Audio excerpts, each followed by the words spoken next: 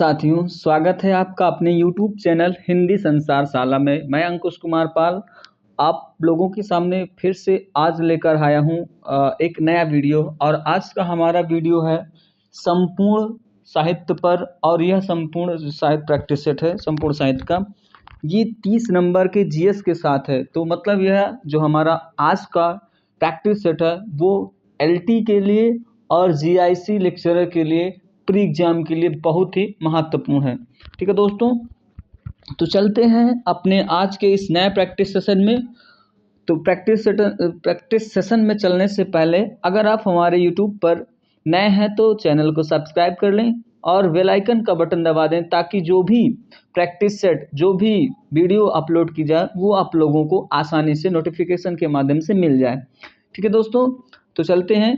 Video को like ज़रूर कर देना, शेयर कर देना, जहाँ तक हो अपने दोस्तों मित्रों जो भी मतलब हिंदी साहित्य से तैयारी कर रहे हैं उनको ज़रूर ये वीडियो भेजना, क्योंकि ये बहुत ही कम समय बचा है एलटी का नहीं पेपर होने में, क्योंकि 6 दिसंबर को एलटी का पेपर लगा हुआ। और एलटी के हिसाब से ये 30 नंबर के जीएस के साथ ही बहुत ही महत्वपूर्ण प्रैक्टिस सेशन है। ठीक है दोस्तों, चलते हैं अपने वीडियो पर। तो आज का हमारा जो पहला प्रश्न है वो है क्या है, आदिकाल।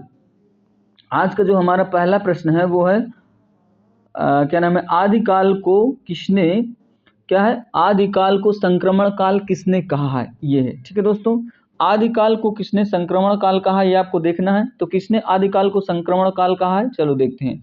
आदिकाल को संक्रमण काल किसने कहा है? सुमन राजे ने कहा है, मोहन अवस्थी ने कहा है, हरिश्चंद्र वर्मा ने कहा है, अथवा ए और बी, मतलब कि सुमन राजे और मोहन अवस्थी दोनों ने कहा है। ठीक है दोस्तों, तो किसने कहा है आदिकाल को संक्रमण काल, ये आपको देखना है। तो आदिकाल को संक्रमण काल किसने कहा है ये आपको बताना है। ठीक है दोस्तों, तो जो आदिकाल को संक्रमण काल कहा है वो कहा है आपके हरिश्चंद्र वर्मा ने। कौन कहा है? हरिश्चंद्र वर्मा ने। हरिश्चंद्र वर्मा के अलावा रामखेलावन पांडे हैं, रामखेलावन पांडे, इन्होंने भी क्या कहा है, रामखेलावन पांडे ने भी क्या कहा है, संक्रमण काल कहा है। ठीक है दोस्तों, फिर से चलते हैं आगे। अगला प्रश्न है हमारा, अगला प्रश्न क्या है, अगला प्रश्न है कि आचार्य रामचंद्र शुक्ल की कर्म भूमि है। आचार्य रामचंद्र शुक्ल की कर्म भूमि है बलिया, बस्ती, काशी या मिर्जापुर। ठीक है दोस्तों, तो यहाँ पर आपको ध्यान देना है कि ये कर्म भूमि पूछ रहा है, ना कि जन्मभूमि पूछ रहा है। ठीक है दोस्तों, क्या पूछ रहा है, कर्म भूमि पूछ रहा है, ना कि जन्मभूमि पूछ रहा है। अगर जन्मभूमि पूछता, क्या है, अगर जन्मभूमि पूछता दोस्तों, तो जन्मभूमि तो हो जाती है इनका का बस्ती हो जाता है, जन्मभूमि क्या हो जाता है इनका, बस्ती हो जाता है। लेकिन यहाँ पर कर्म भूमि पूछ रहा है, और उस समय जो साहित्य का क्षेत्र था वो था क्या है, काशी। तो काशी ही इनका क्या हो गया, कर्मभूमि। तो हमारा कौन सा ऑप्शन सही हो जाएगा यहाँ पर, कर्मभूमि के हिसाब से हो जाएगा अपना काशी। ठीक है दोस्तों, चलते हैं आगे प्रश्न पे। अगला प्रश्न है हमारा, मिश्र बंधुओं को उत्साही और परिश्रमी संकलनकर्ता किसने कहा है? मिश्र बंधुओं को उत्साही और परिश्रमी संकलनकर्ता किसने कहा है ये आपको बताना है। किसने कहा है दोस्तों?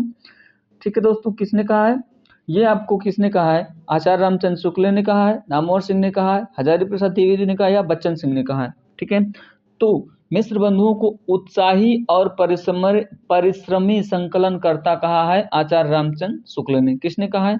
आचार्य रामचंद्र शुक्ल ने कहा है। अगले प्रश्न पर चलते हैं। वासुदेव नंदन के अनुसार अर्ध स्वरों की संख्या कितनी है? अब आपको बताना है अर्ध स्वर कितने हैं। ठीक है दोस्तों, तो अर्ध स्वरों की संख्या कितनी है ये आपको बताना है। पहली बात तो जानिए अर्ध स्वर कौन कौन है। पहले देखिए, अर्ध स्वर एक होता है स्वर, एक होता है अर्ध स्वर। ठीक है दोस्तों, एक होता है स्वर और एक होता है अर्ध। तो जो स्वरों की संख्या है वो कितनी है, 11। लेकिन यहाँ पर पूछ क्या रहा है दोस्तों, यहाँ पर अर्ध स्वर पूछ रहा है। और हिंदी में अर्ध स्वर की संख्या कितनी है, कितने दोस्तों हिंदी में अर्ध स्वर की संख्या? तो हिंदी में अर्ध स्वरों की संख्या है मात्र 2।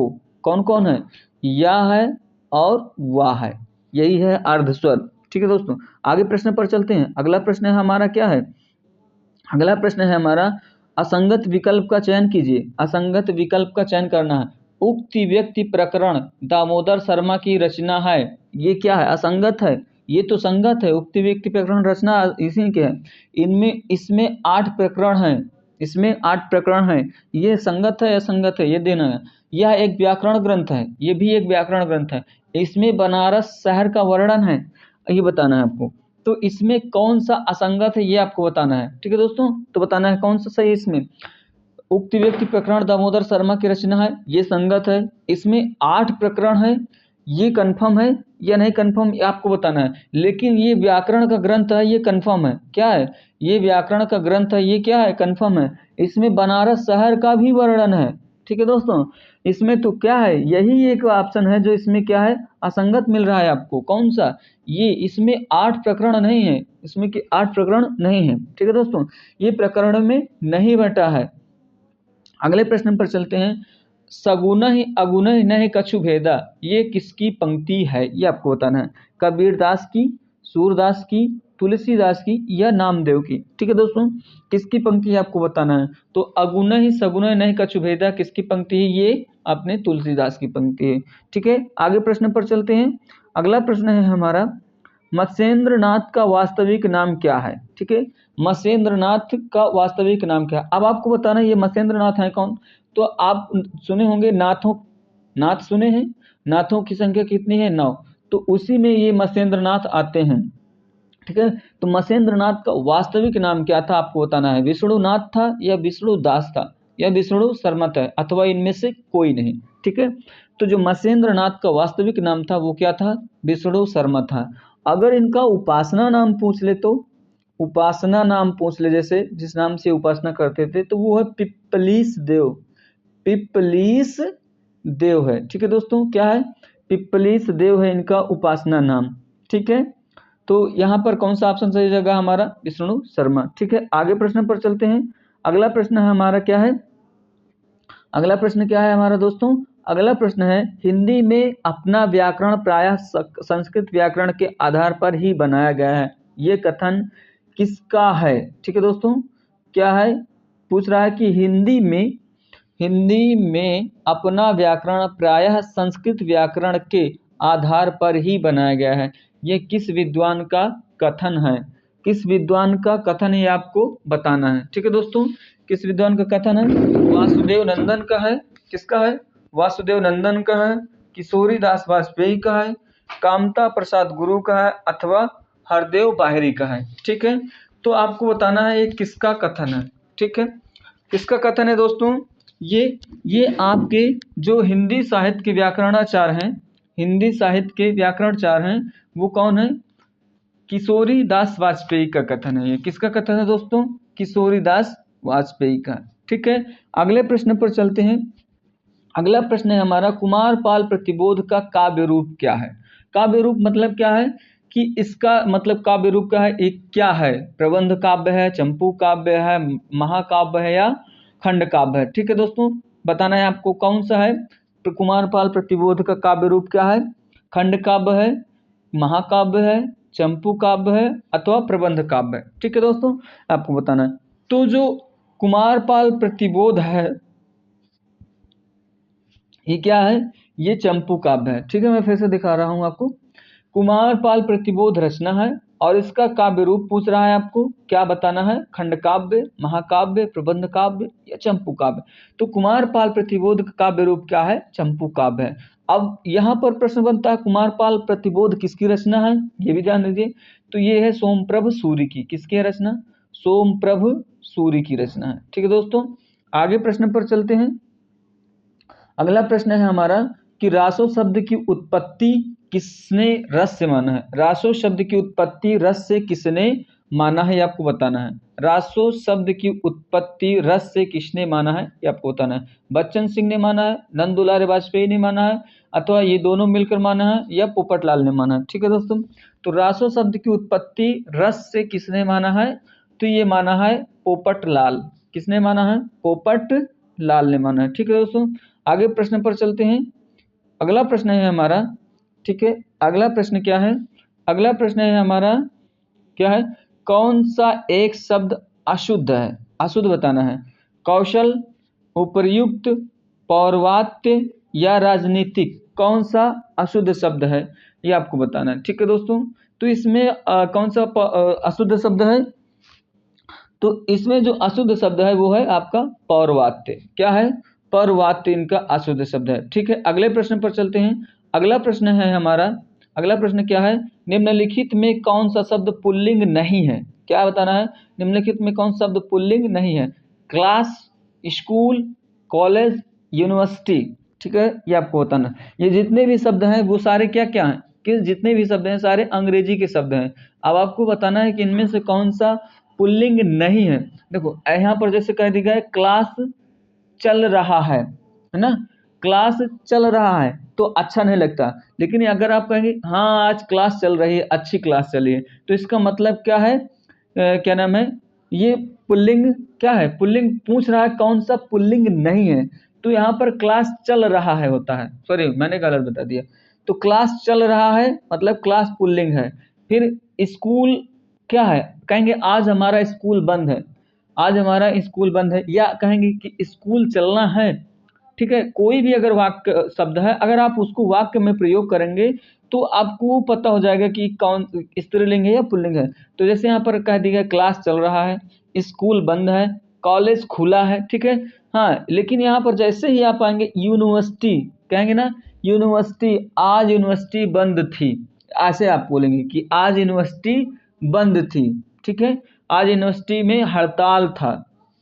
तो वहां पर ये हो जाएगा, क्या हो जाएगा, पुल्लिंग नहीं है, ये हमारा कौन सा, ये है यूनिवर्सिटी। ठीक है दोस्तों, यूनिवर्सिटी पुल्लिंग नहीं है, यूनिवर्सिटी क्या है, स्त्रीलिंग है। ठीक है, अगले प्रश्न पर चलते हैं। अगला प्रश्न है हमारा, अगला प्रश्न क्या है, अगला प्रश्न है हमारा, आचार्य रामचंद्र शुक्ल ने किस रचना के संदर्भ में कहा है, आचार्य रामचंद्र शुक्ल ने किस रचना के संदर्भ में कहा है, क्या कहा है, अपभ्रंश की रचनाओं की परंपरा यहीं समाप्त होती है, अपभ्रंश की रचनाओं की परंपरा यहीं समाप्त होती है। ठीक है दोस्तों, ये रामचंद्र शुक्ल का क्या है, कथन है। कभी कभी ये भी आपको दे देगा, अपभ्रंश की रचनाओं की परंपरा यहीं समाप्त होती है, कथन किसका है, तो आपको बताना है रामचंद्र शुक्ल का। ठीक है, अब ये पूछ रहा है कि किसके संदर्भ में कहा गया है, तो आपको बताना है विजयपाल रासो के संदर्भ में, हमीर रासो के संदर्भ में, कीर्तिलता या कीर्तिपता का। तो यहाँ पर जो हमारा सही उत्तर होगा वो क्या होगा, हमीर रासो। ठीक है, आगे प्रश्न पर चलते हैं। नजरान ए हिंदी किसकी रचना है, अमीर खुसरो की, रसखान की, रहीम की या विद्यापति की? तो किसकी रचना है, ये अमीर खुसरो की रचना है। ठीक है, अगला प्रश्न पर चलते हैं। अगला प्रश्न क्या है हमारा, कौन सा कवि सिकंदर लोदी का समकालीन नहीं था, कौन सा कवि सिकंदर लोदी का समकालीन नहीं था, समकालीन के मतलब कि उसके आसपास नहीं था। ठीक है, कौन था, नहीं था, कबीर ये थे, रैदास ये थे, रामानंद ये थे, लेकिन गुरु नानक क्या थे, नहीं थे, गुरु नानक क्या थे, नहीं थे। तो हमारा क्या उत्तर हो जाएगा, क्या हो जाएगा, गुरु नानक। ठीक है दोस्तों, आगे प्रश्न पर चलते हैं। अगला प्रश्न है हमारा कि द्वंद्व समास के शब्द होते हैं, द्वंद्व समास के शब्द होते हैं स्त्रीलिंग, पुल्लिंग या नपुंसक लिंग, क्या होता है, स्त्रीलिंग, पुल्लिंग, नपुंसक लिंग या इनमें से कोई नहीं। क्या होता है, पुल्लिंग होता है या स्त्रीलिंग होता है या स्त्रीलिंग पुल्लिंग दोनों होता है या इनमें से कोई नहीं होता। तो जो द्वंद्व समास के सभी शब्द होते हैं वो क्या होते हैं, पुल्लिंग होते हैं, उसमें चाहे स्त्री पुरुष दोनों हो चाहे पुरुष पुरुष दोनों हो। ठीक है दोस्तों, अगले प्रश्न पर चलते हैं। बिनु गुरु होई न ज्ञाना किसकी पंक्ति है, नामदेव की है, रैदास की, ज्ञानदेव की, कबीरदास की? तो ये किसकी पंक्ति है, ज्ञानदेव की है। अगले प्रश्न पर चलते हैं दोस्तों। अगला प्रश्न है हमारा, क्या है अगला प्रश्न, अगले प्रश्न पर साधुओं की संगति से बुद्धि सुधरती है, तो कौन सा कारक है, कर्म कारक, करण कारक, संप्रदान कारक या संबंध कारक? ठीक है, तो यहाँ पर क्या कर रहा है, संगति। अगर आप जाएंगे और कारक विभक्ति में एक सूत्र चलता है, सह साकम तृतीया, सह माने सात, साकम माने भी सात होता है, तो सह साकम तृतीया में कौन से, यहाँ पर संगति माने क्या होता है, सात।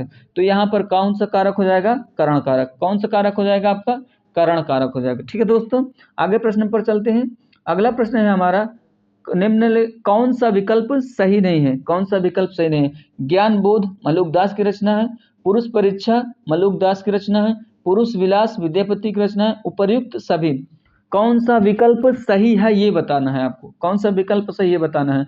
तो जो ज्ञान बोध है, सॉरी, जो ज्ञान बोध है ये मलुकदास की रचना है और यही ऑप्शन क्या है, सही। बाकी पुरुष परीक्षा विद्यापति की है, पुरुष विलास किसी दूसरे की रचना है पर विद्यापति की नहीं है। ठीक है, अगले प्रश्न पर चलते हैं। पद्मावत में वर्णित 5 अमूल पदार्थ, पद्मावत में वर्णित 5, पद्मावत में वर्णित 5 अमूल पदार्थ किसके पास रहता है, ये आपको बताना है। पद्मावती के पास या नागवती के पास, रतन सेन के पास या अलाउद्दीन के पास? तो पद्मावत में वर्णित 5 अमूल्य पदार्थ किसके पास रहता है? वो राजा रतन सेन के पास रहता है। ठीक है, अगले प्रश्न पर चलते हैं। प्रश्न, प्रेमचंद का जन्म कब हुआ था?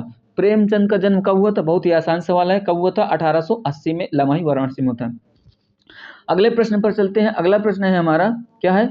अगला प्रश्न है कि नैनों की गंगा किस विधा की रचना है? ठीक है, नैनों की गंगा किस विधा की रचना है, आपको बताना है। किस विधा की रचना है? नाटक है, उपन्यास है, निबंध है या एकांकी है? ठीक है, तो जो नैनों की गंगा है वो क्या है? आपका निबंध है।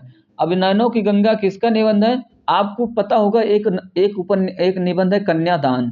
क्या है? कन्यादान निबंध है। और ये निबंध किसका है? सरदार पूर्ण सिंह का है। किसका है? सरदार पूर्ण सिंह का है। और इसी कन्यादान को सरदार पूर्ण सिंह ने बाद में नैनों की गंगा के नाम से क्या किया था? नैनों की गंगा के नाम से क्या किया था? फिर से प्रकाशित किया था। ठीक है दोस्तों, आगे प्रश्न पर चलते हैं। अगला प्रश्न है हमारा, राम कुमार वर्मा ने किस विधा को संकलन त्रय की आत्मा कहा है? राम कुमार वर्मा ने किस विधा को संकलन त्रय की आत्मा कहा है, आपको बताना है। ठीक है, किस विधा की राम कुमार वर्मा ने किस विधा को संकलन त्रय की आत्मा कहा है, ये आपको बताना है। संकलन त्रय की आत्मा किसे कहा है? नाटक को कहा है, एकांकी को कहा, उपन्यास को कहा या निबंध को कहा? ठीक है, किसको कहा है? राम कुमार वर्मा ने एकांकी को संकलन त्रय की आत्मा कहा। क्यों कहा? क्योंकि राम कुमार वर्मा अधिकतम एकांकी ही लिखे हैं। ठीक है, और इन्हें आधुनिक एकांकी का जनक भी माना जाता है। क्या है? इन्हें आधुनिक एकांकी का जनक भी माना जाता है। अगले प्रश्न पर चलते हैं। अगला प्रश्न है हमारा कि आचार्य रामचंद्र शुक्ल ने किसके संदर्भ में कहा है साहित्य के क्षेत्र में प्रथम पद के अधिकारी हैं? साहित्य के क्षेत्र में प्रथम पद के क्या है? अधिकारी हुए हैं। किसके बारे में कहा है? कबीर के बारे में, सूर के बारे में, जयसी के बारे में, तुलसी के बारे में। अगर आप लोग पढ़ते होंगे तो ये आपको जरूर पता होगा कि जो रामचंद्र शुक्ल थे वो सबसे अधिक किस कवि को महत्व देते थे? तुलसीदास को। तो ठीक है, तो यहाँ पर इन्होंने तुलसीदास के ही बारे में कहा है। आगे प्रश्न पर चलते हैं। अगला प्रश्न है हमारा, अगला प्रश्न क्या है हमारा? मात्रा की दृष्टि से दोहों के ठीक विपरीत पढ़ने वाला छंद कौन सा है? मात्रा की दृष्टि से ठीक विपरीत पढ़ने वाला छंद कौन सा है? रोला, सोरठा, चौपाई या हरगीत का? ठीक है, अब देखिए यहाँ पर दोहा, दोहा कितना होता है? 13-11 पर होती है, 13-11 पर होती है। लेकिन एक एक छंद है जिसपे 11-13 पर होती है। और यही क्या होगा? दोहा का उल्टा हो गया। यही क्या हो? दोहा का उल्टा। अब ये किसमें होता है? ये होता है सोरठा में। तो हमारा कौन सा ऑप्शन सही जाएगा? सोरठा। ठीक है, आगे प्रश्न पर चलते हैं। अगला प्रश्न है हमारा कि निम्नलिखित में से मोहन राकेश द्वारा लिखित एक नाटक है, कौन सा? जन्मेजय का नागयज्ञ, सिंदूर की होली, मिस्टर अभिमन्यु, लहरों की राजहंस। कौन सा इसमें है? तो इसमें जो लहरों की राजहंस है ये जयशंकर उसका है। क्या नाम? मोहन राकेश का नाटक है। अगला प्रश्न है, हिंदी की पहली आत्मकथा लिखने लिखने वाले किसके समकालीन ठहरते हैं? अब ये देखिए, यहाँ पर ना तो लेखक पूछा है, ना तो पहली आत्मकथा पूछा है। ये पूछ रहा है कि जब लिखी गई थी और जिन्होंने लिखा है वो किस शासक के समकालीन थे या किस शासक के समय के थे। तो आपको बताना है, बाबर के समय के थे या हुमायूं के या अकबर के या औरंगजेब के। ठीक है, तो आप ये जान लीजिए कि जो उन्होंने लिखा है बनारसी दास, क्या है? बनारसी दास जैन ने लिखा है इसको। बनारसी दास जैन की है पहली आत्मकथा। और कब लिखी गई थी? सन 1641 ईस्वी में लिखी गई। अब 1641 में जब इसका समय आता है तो बाबर का तो 1545 के पहले खत्म हो गया था। 1545 में हुमायूं जब उसे क्या नाम है शेरशाह सूरी से हारा था तो इसका काम खत्म हो गया था। फिर बाद में आते हैं कौन? अकबर। क्या है? अकबर आते हैं और अकबर का शासन चला था काफी दिनों तक। तो कौन से हो जाएंगे यहाँ पर आपके? अकबर हो जाएंगे। कौन से हो जाएंगे? अकबर हो जाएंगे आपके। कौन से हो जाएंगे? अकबर। ठीक है, कुछ प्रश्न ऐसे हैं जो सोचते हैं, सोचने पर मजबूर करते हैं। अगर आप अच्छा सोच गए तो वो आपका सही हो जाएगा। ठीक है, अगले प्रश्न पर चलते हैं। गलीचा किस भाषा का शब्द है? ठीक है, गलीचा किस भाषा का शब्द है आपको बताना है। पुर्तगाली, अरबी, तुर्की, फारसी। तो गलीचा किस भाषा का शब्द है? तुर्की भाषा का शब्द है। ठीक है, अगले प्रश्न पर चलते हैं। संशय की एक रात पर कौन सा पुरस्कार मिला था? संशय की एक रात पर कौन सा पुरस्कार मिला था आपको बताना है। ज्ञानपीठ, साहित्य अकादमी, मंगला प्रसाद पारितोषिक या व्यस्त सम्मान। तो ज्ञानपीठ पर संशय की एक रात पर कौन सा पुरस्कार मिला था? मंगला प्रसाद पारितोषिक। ठीक है, अगले प्रश्न पर चलते हैं। पितृ शब्द का प्रथम बहुवचन रूप क्या होगा? पितृ शब्द का प्रथमा विभक्ति बहुवचन का रूप क्या होगा? पितरः, पितर, पितरो, पितरम। क्या होगा? तो पितृ शब्द का प्रथमा बहुवचन क्या होगा? पिता, पितरो, पितरा। देखो ऐसे लिखा है, पिता, पिता, पितरो, पिता, पितरो, पितरा। पिता पितरो पितराह, ये होगा आपका कौन सा हो जाएगा, पहला ऑप्शन हो जाएगा। ठीक है, अगले प्रश्न पर चलते हैं।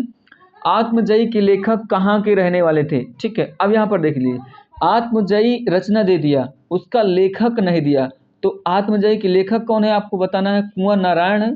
कौन है? कुंवर नारायण। अब कुंवर नारायण का जन्म कहाँ हुआ है आपको बताना है, तो कुंवर नारायण का जन्म कहाँ हुआ है? कुंवर नारायण का जन्म कहाँ हुआ दोस्तों? इनका जन्म हुआ है फैजाबाद में। कहाँ हुआ है? फैजाबाद में। ठीक है, अगले प्रश्न पर चलते हैं। हिंदी का पहला समाचार पत्र कौन था? बंगाल गजट, गजट बंगाल, मार्तंड या उतंड मार्तंड? तो जो हिंदी का पहला समाचार पत्र था वो कौन था? उतंड मार्तंड था। ठीक है, अगले प्रश्न पर चलते हैं। अगला प्रश्न है हमारा, तार सप्तक का प्रकाशन वर्ष है। तार सप्तक का प्रकाशन वर्ष क्या है? 1934 है, 1924 है, 1943 है या 1843 है? तो जो तार सप्तक प्रकाशित हुआ है वो कब प्रकाशित हुआ था? 1943 में। कौन प्रकाशित किया था? अज्ञे ने। कौन प्रकाशित किया था? अज्ञे ने। ठीक है, अगले प्रश्न पर चलते हैं। अगला प्रश्न है हमारा, अणिमा किसकी रचना है? ठीक है, अणिमा किसकी रचना है? निराला की है, पंत की है, महादेवी वर्मा की, जयशंकर प्रसाद की? तो अणिमा किसकी रचना है? निराला की है। ठीक है, अगला प्रश्न है, मुख रूपी चंद्र पर राहु भी धोखा खा गया, पंक्ति में अलंकार होगा। तो जहां पर रूपी या क्या नाम है, रूपी शब्द लिखा जाए या क्या नाम है, उपमेय में उपमान की संभावना व्यक्त की जाए, तो वहां पर कौन सा होता है? उपमेय को ही उपमान मान लिया जाए, उपमेय को ही उपमान मान लिया जाए तो भी वहां पर वही अलंकार होता है। कौन सा होता है? रूपक अलंकार। कौन सा अलंकार? रूपक अलंकार होता है। ठीक है, अगले प्रश्न पर चलते हैं। अगला प्रश्न है हमारा, अगला प्रश्न क्या है? अगला प्रश्न है कि अवधी भाषा के सर्वाधिक लोकप्रिय महाकाव्य कौन सा? अवधी भाषा का सर्वाधिक लोकप्रिय महाकाव्य कौन सा है? कौन सा है? पद्मावत है, रामचरितमानस, मधुमालती, मृगावती? तो अवधी भाषा का सर्वाधिक लोकप्रिय महाकाव्य पूछ ले तो कौन हो जाएगा? रामचरितमानस हो जाएगा। ठीक है दोस्तों, ठीक, अगले प्रश्न पर चलते हैं। अगला प्रश्न है हमारा, अगला प्रश्न क्या है? हिंदी भाषा की बोलियों के वर्गीकरण के आधार पर छत्तीसगढ़ बोली है। आपको बताना है छत्तीसगढ़ बोली मतलब किस अभ्रंश से निकले, सीधा सीधा ये जान ली। तो छत्तीसगढ़ किस अभ्रंश से निकली है? पश्चिमी हिंदी से, पूर्वी हिंदी से, पहाड़ी हिंदी से या राजस्थानी हिंदी? तो जो छत्तीसगढ़ बोली है वो किससे निकली है? पूर्वी हिंदी से। अगला प्रश्न क्या है? निम्नलिखित में कौन सा शब्द अरबी भाषा के अंतर्गत नहीं आता, ये आपको बताना है। कबीर, सूफी, मौसम, रिक्शा। ठीक है, तो कबीर अरबी का है, सूफी अरबी का है, मौसम अरबी का, लेकिन रिक्शा क्या है? रिक्शा जापानी शब्द है। रिक्शा क्या है? जापानी शब्द है। ठीक है, अगले प्रश्न पर चलते हैं। अगला प्रश्न है कि उपन्यास और कहानी में मूल अंतर क्या है? आकार प्रकार का है, आकार प्रकार का है, विषय निरूपण का है। ठीक है, विषय निरूपण का है, या इधर से दो ऑप्शन है, आकार प्रकार या क्या नाम है, विषय निरूपण। ठीक है, तो यहाँ पर जो है मूल अंतर क्या है? वो यही है कि इनका विषय निरूपण क्या है? अलग अलग होता है। उपन्यास और कहानी में मूल अंतर क्या है? विषय निरूपण का। ठीक है, अगले प्रश्न पर चलते हैं। अगला प्रश्न है हमारा, ठीक है, अगला प्रश्न क्या है?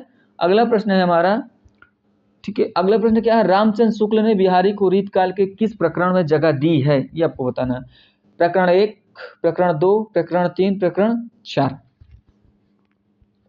तो पहली बात जानिए कि आचार्य रामचंद्र शुक्ल ने रीतिकाल को 4 प्रकरण में बांटा ही नहीं, तो चौथा तो पहले न गोला मार दो, काम खत्म। बचा क्या? प्रकरण फर्स्ट, प्रकरण 2 और प्रकरण 3। ठीक है, तो उन्होंने रीतिकाल को 2 भागों में बांटा है, रीति ग्रंथकार का भी और अन्य का भी। तो रीति ग्रंथकार में पहले और दूसरा प्रकरण जाएगा, अन्य में तीसरे में जाएगा। ठीक है, तो रीतिकाल के अन्य कवि में तो आते नहीं है, इनको रीतिकाल के कवियों में रखा गया, तो कौन से हो जाएगा आपका? प्रकरण 2, प्रकरण 2 हो जाएगा। ठीक है, फिर से देख लीजिए कौन सा ऑप्शन होगा आपका? प्रकरण 2। ठीक है, अगले प्रश्न पर है, अन्योक्त कल्पद्रुम किसकी रचना है? सेनापति, श्रीपति, गिरधर या दीनदयाल? तो किसकी रचना है? दीनदयाल गिरी की है। ठीक है, अगले प्रश्न पर चलते हैं। विधानसभा में कौन सा समास होगा? संबंध तत्पुरुष, संप्रदान तत्पुरुष, अपादान तत्पुरुष या इनमें से कोई नहीं?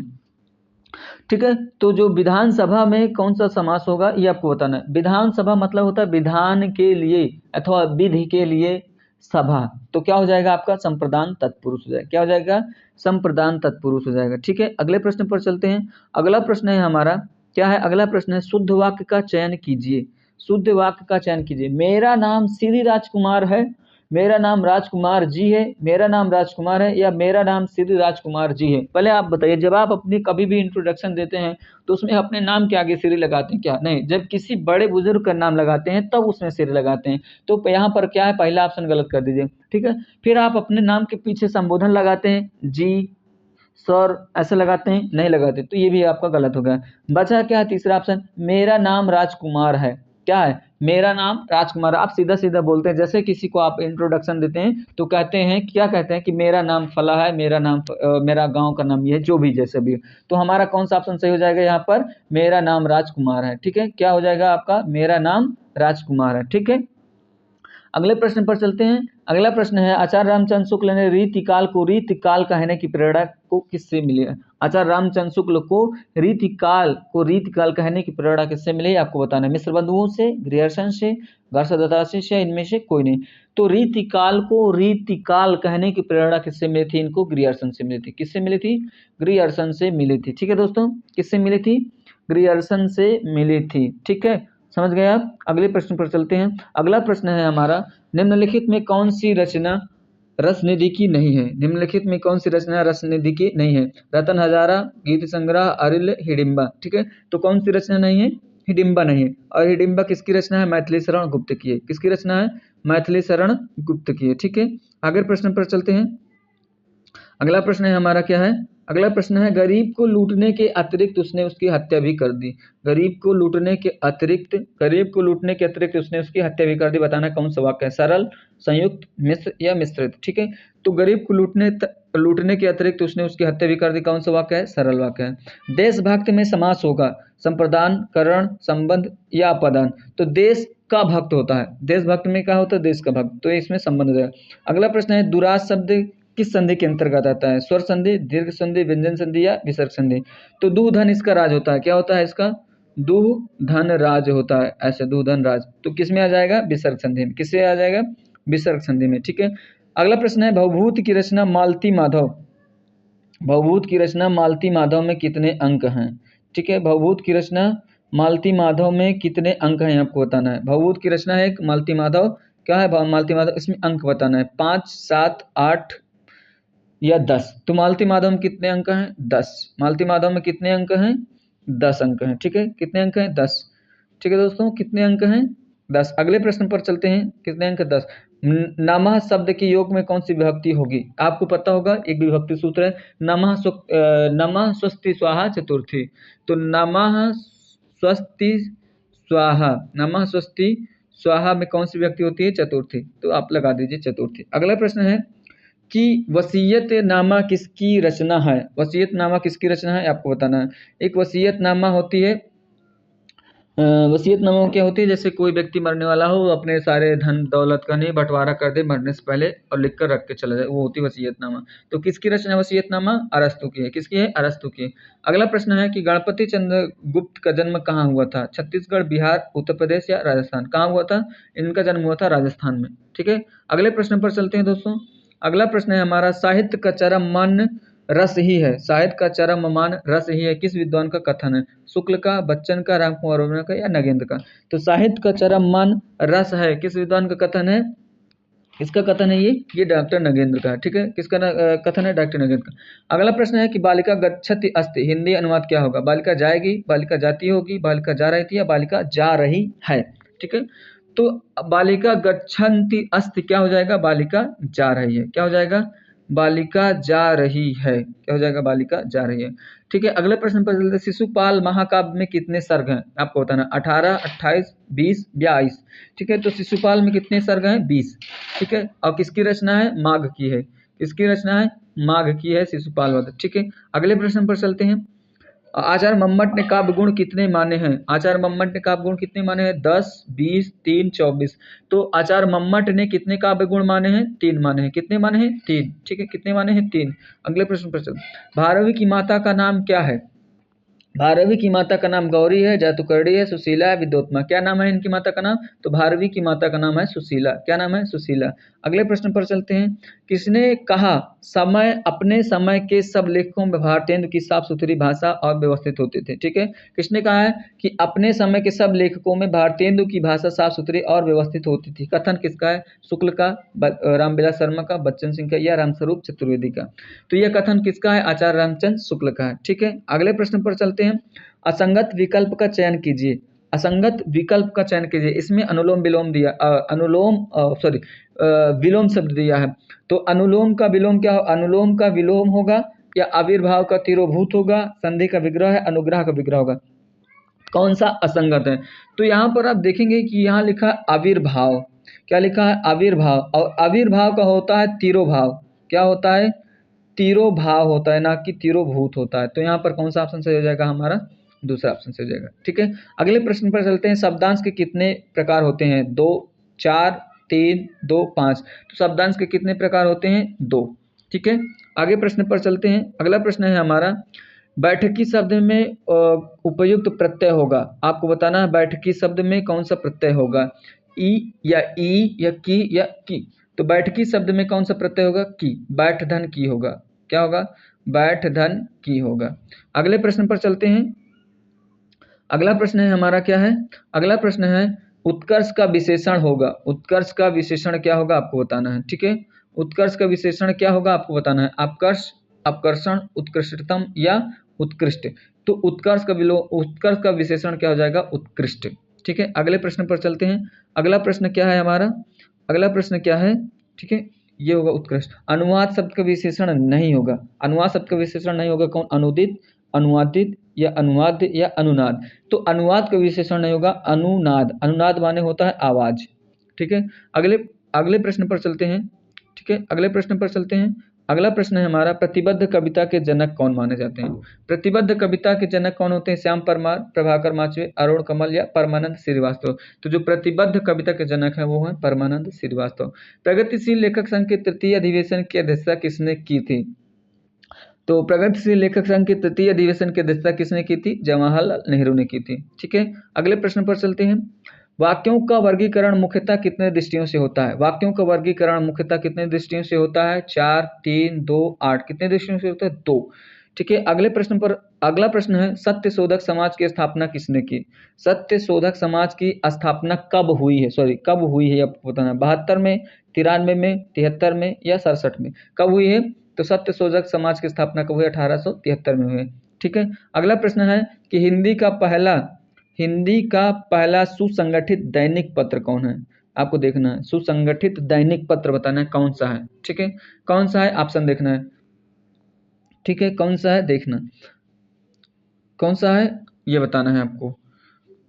उतंड मार्तंड है, समाचार सुधा वर्षण है या भारत मित्र है। तो हिंदी का जो पहला सुसंगठित पत्र है वो कौन सा आपका है? भारत मित्र है। कौन सा है? भारत मित्र है। अगले प्रश्न पर चलते हैं दोस्तों। अगला प्रश्न क्या है? अगला प्रश्न है कि याद हो कि न याद हो, संस्मरण के लेखक कौन है? याद हो कि न याद हो, संस्मरण के लेखक कौन है? तो ये संस्मरण और इसके लेखक हैं काशीनाथ सिंह। अशुद्ध वाक्य का चयन करना है। काशी सदा भारतीय संस्कृति का केंद्र है। ये पहले कलकत्ता भारत की राजधानी था, उसका ज्ञान ही उसकी पूंजी थी, यह बात कहने में अधिक संकोच ना होगा। ठीक है दोस्तों, तो यहाँ पर जो है कि पहले कलकत्ता भारत की राजधानी था नहीं होगा, यहाँ पर क्या होगा? थी। तो हमारा कौन सा वाक्य शुद्ध है? यही। ठीक है, अगले प्रश्न पर चलते हैं। अगला प्रश्न है हमारा, भारतीय सौंदर्य बोध और तुलसीदास किसकी रचना है? भारतीय सौंदर्य बोध और तुलसीदास किसकी रचना है आपको बताना है। शिवदान सिंह चौहान का, गणपति चंद्रगुप्त का, रामविलास शर्मा का या नामवर सिंह का। ठीक है दोस्तों, किसकी रचना है ये आपको बताना है। तो भारतीय सौंदर्य बोध और तुलसीदास किसकी रचना है? रामविलास शर्मा की। अगले प्रश्न पर चलते हैं। किसने कहा, क्या है? किसने, ठीक है, किसने कहा, किसने कहा है कि जो वस्तु को अलंकृत करे वह अलंकार है? किसने कहा है कि जो वस्तु को अलंकृत करे वही क्या है? अलंकार है। भामा, दंडी, वामन, भरतमुनि। तो इसका जो संस्कृत होगा, अलंकरेण, अलंकरेण इति अलंकारः। क्या है? अलंकरेण इति अलंकारः, ये है इसका है। और किसकी पंक्ति है? वामन की। किसकी पंक्ति है? वामन की। अगले प्रश्न पर चलते हैं दोस्तों। अगला प्रश्न है हमारा, क्या है? अच्छी और सच्ची कविता में किस शब्द शक्ति की प्रधानता होती है? अच्छी और सच्ची कविता में किस शब्द शक्ति की प्रधानता होती है आपको बताना है। अभिधा की, ठीक है, लक्षणा की, व्यंजना की, तात्पर्य की। तो जो अच्छी और सच्ची कविता होती है उसमें हमेशा क्या होती है? व्यंजना शब्द शक्ति होती है। ठीक है, व्यंजना शब्द शक्ति होती है। अगले भाई, वासुदेव नंदन के अनुसार अनुभाव के कितने भेद होते हैं? वासुदेव नंदन के अनुसार अनुभाव के कितने भेद होते हैं ये आपको बताना है। 8, 9, 4, 2। तो अनुभव 4 ही होते हैं, सात्विक अनुभव, कायिक अनुभव, मानसिक अनुभव और आहार। ठीक है, कितने होते हैं? 4। ठीक है, फिर अगला प्रश्न है कि अनुप्रास अलंकार का कौन सा भेद यमक अलंकार का ठीक उल्टा है। ठीक है, अनुप्रास अलंकार का भेद कौन सा है जो यमक का सीधा उल्टा जाता है। ठीक है, सीधा उल्टा जाता है, तो कौन सा है आपका लाटा अनुप्रास है। कौन सा है, लाटा अनुप्रास। अगला प्रश्न है, बोलगा से गंगा किसकी कहानी है। बोलगा से गंगा किसकी कहानी है आपको बताना है। बोलगा से गंगा किसकी कहानी है, विष्णु प्रभाकर की, माचवे की, या राहुल शंकरत्यायन की, या कौशिक की। तो बोलगा से गंगा कहानी किसकी है, राहुल शंकरत्यायन की। अगले प्रश्न पर चलते हैं। अगला प्रश्न है कि राही मासूम रजा के किस उपन्यास को बलभद्र नारायण नाम से भी जाना जाता है। ठीक है, आपको बताना है, ओस के आंसू, या ओस के बूंद, या टोपी शुक्ला, या असंतोष के दिन। तो जो राही मासूम रजा का है टोपी शुक्ला, इसको बलभद्र नारायण के नाम से भी जाना जाता है। अगला प्रश्न है कि स्मृति शैली में लिखा गया हिंदी का पहला उपन्यास कौन है। स्मृति शैली में लिखा गया हिंदी का पहला उपन्यास कौन है। अगर पहला उपन्यास पूछ ले तो आप परीक्षा गुरु बताइए, पहला उपन्यास अगर पूछ ले तो परीक्षा गुरु बताइए, लेकिन ये कह रहा है स्मृति शैली में, तो स्मृति शैली में लिखा गया हिंदी का पहला उपन्यास कौन सा है, देहाती दुनिया है। इसके लेखक कौन है, इसके लेखक हैं शिवपूजन सहाय। क्या है, शिवपूजन सहाय है, और ये कब लिखा गया है, 1926 में लिखा गया। ठीक है, अगले प्रश्न पर चलते हैं। अगला प्रश्न है हमारा, मीमांसा का सही पर्यायवाची क्या होगा। मीमांसा का सही पर्यायवाची क्या होगा, स्वरूप होगा, गुण होगा, निष्क्रिय होगा, समालोचना होगा। तो मीमांसा का सही अर्थ क्या होगा, समालोचना। अगले प्रश्न पर चलते हैं, मृषा किस शब्द का पर्याय है, मित्र का, मृत्यु का, मिथ्या का, मुक्ति का। तो मृषा किस शब्द का पर्याय है, मिथ्या का है। ठीक है, अगला प्रश्न है कि तुलसी मन मंदिर में बिहरे। तुलसी मन मंदिर में बिहरे, यह पंक्ति है, तुलसी मन मंदिर में बिहरे पंक्ति में कौन सा अलंकार है आपको बताना है। उपमा अलंकार है, मानवीय अलंकार है, या उपमा अलंकार है, मानवीय अलंकार, अथवा पुनरुक्ति प्रकाश अलंकार, या रूपक अलंकार।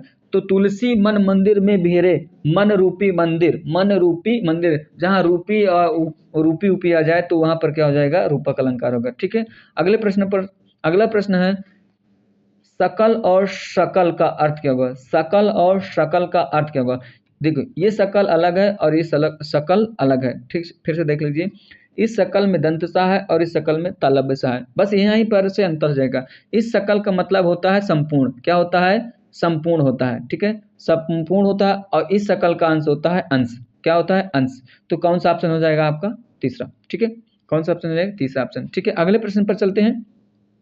हिंदी का पहला नाटक आनंद रघुनंदन किस काल में लिखा गया था, ये आपको बताना है। अब देखिए, हिंदी का पहला नाटक आनंद रघुनंदन किस काल में लिखा गया है, न तो लेखक पूछता है, और न तो क्या नाम है, न तो लेखक पूछता है, ठीक है, और न ही किसने इसको पहला नाटक माना है ये पूछ रहा है। बस ये पूछ रहा है कि किस काल में लिखा गया है, तो रीति काल में, भारतेंदु काल में, द्विवेदी काल में, या भक्ति काल में। तो हिंदी का पहला नाटक आनंद रघुनंदन है, ये रीति काल में लिखा गया था।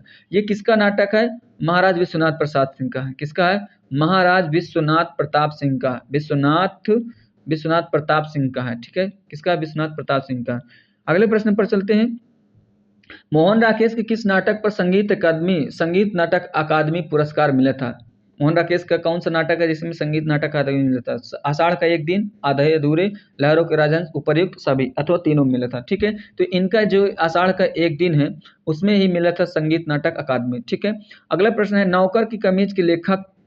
ठीक है, अगला प्रश्न है कि नौकर की कमीज के लेखक को 2024 का कौन सा पुरस्कार मिला। अब देख लीजिए दोस्तों, यहाँ पर ये प्रश्न पूछ रहा है कि नौकर की कमीज के लेखक, ना कि ये पूछ रहा है कि नौकर की कमीज किसकी रचना है। कह रहा है कि नौकर की कमीज के जो लेखक हैं उनको 2024 का कौन सा पुरस्कार मिला है। पुरस्कार पूछ रहा है, लेखक का नाम नहीं पूछ रहा है, तो ध्यान देना है कौन सा पुरस्कार, साहित्य अकादमी, ज्ञानपीठ, व्यास, अथवा सरस्वती सम्मान। ठीक है, तो 2024 में क्या नाम है, नौकर की कमीज के लेखक कौन है, पहले जाने, ये है विनोद कुमार शुक्ल। क्या है, विनोद कुमार शुक्ल हैं, और विनोद कुमार शुक्ल को सन 2024 का ज्ञानपीठ पुरस्कार मिला था। ठीक है, अगले प्रश्न पर चलते हैं। नीला चांद उपन्यास के लेखक कौन है, तो इसके उपन्यास के लेखक हैं शिव प्रसाद सिंह। ठीक है, अगले प्रश्न पर चलते हैं। एक और द्रोणाचार किसका नाटक है। एक और द्रोणाचार किसका नाटक है आपको बताना, गिरिराज किशोर का, गिरिजा कुमार माथुर का, शंकर शेष का, इनमें से कोई नहीं। तो एक और द्रोणाचार किसका नाटक है, शंकर शेष का। ठीक है, अगला प्रश्न है कि आधुनिक हिंदी गद्य के जनक कौन है। आधुनिक हिंदी गद्य के जनक कौन है आपको बताना, प्रेमचंद, भारतेंदु, लल्लूलाल, या इनमें से कोई नहीं। तो आधुनिक हिंदी के गद्य के जनक कौन माने जाते हैं, अपने भारतेंदु हरिश्चंद्र माने जाते हैं। कौन माने जाते हैं, भारतेंदु हरिश्चंद्र। ठीक है। अगला प्रश्न है कि कामायनी का मूल दर्शन क्या है? कामायनी का मूल दर्शन क्या है? ठीक है। कामायनी का मूल दर्शन आपको बताना है क्या है? बौद्ध दर्शन, चार्वाक दर्शन, प्रत्याभिज्ञा दर्शन या जैन दर्शन? तो कामायनी का जो मूल दर्शन है वो है प्रत्याभिज्ञा दर्शन है। ठीक है। अगले प्रश्न पर चलते हैं। कल्पलता किसकी रचना है? ठीक है। यहाँ पर देख लीजिए कल्पलता पूछ रहा है किसकी रचना है, यहाँ पर निबंध नहीं दिया है। तो कल्पलता किसकी रचना है? निराला की है, हरिऔध की है, महादेवी वर्मा की है, इनमें से कोई नहीं। ठीक है। तो कल्पलता किसकी रचना है? आपके हरिऔध की है। अगर यहाँ पर निबंध पूछ लेता कल्पलता किसका निबंध है, अगर निबंध पूछ लेता तो आपके कौन हो जाते? एचपीडी हो जाते। कौन हो जाते? एचपीडी, मतलब हजारी प्रसाद द्विवेदी हो जाते। ठीक है। अगले प्रश्न पर चलते हैं। रूपक अलंकार के कितने भेद हैं? क्या है? रूपक अलंकार के कितने भेद हैं आपको बताना है। ठीक है। रूपक अलंकार के 3 भेद होते हैं, 4 भेद होते हैं, 5 भेद होते हैं या 2 भेद होते हैं। ठीक है। तो रूपक अलंकार के कितने भेद होते हैं? 3। कौन कौन होते हैं? सांग रूपक होता है, सांग रूपक, पारंपरिक रूपक, और क्या नाम है? सांग रूपक, पारंपरिक रूपक और एक और रूपक होता है। 3 रूपक होते हैं। ठीक है। याद नहीं आ रहा है इस समय। ठीक है। तो अगला है क्या है कि मराठी भाषा की लिपि क्या है? मराठी भाषा की लिपि क्या है? मराठी भाषा की लिपि क्या है आपको बताना है। ठीक है। महाराष्ट्रीय लिपि है। कौन सी? महाराष्ट्रीय लिपि है। ठीक है। महाराष्ट्रीय लिपि है, मराठी लिपि, देवनागरी लिपि या मराठा लिपि? कौन सी लिपि है आपको बताना है। तो ये है देवनागरी लिपि। ठीक है। कौन सी लिपि है? देवनागरी लिपि। मराठी भाषा की लिपि क्या है? देवनागरी है। ठीक है दोस्तों। नेक्स्ट प्रश्न क्या है?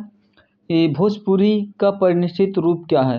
भोजपुरी का परिनिश्चित रूप क्या है? पूर्वी, पश्चिमी, उत्तरी, दक्षिणी। तो यहाँ पर भोजपुरी जो भाषा है उसका ना तो आपका क्या नाम पूछ रहा है, ना तो इसका अपभ्रंश पूछ रहा है, कौन से अपभ्रंश में निकली है, और ना तो इसकी उपभाषा पूछ रहा है। ठीक है। ये इसका जो पूछ रहा है वो पूछ रहा है कि इसकी परिनिष्ठित रूप क्या है। भोजपुरी का परिनिष्ठित रूप क्या है ये आपको बताना है। तो भोजपुरी का जो परिनिष्ठित रूप है वो है दक्षिणी। ठीक है। अगले प्रश्न पर चलते हैं। राजभाषा आयोग के गठन का प्रावधान किस अनुच्छेद में है?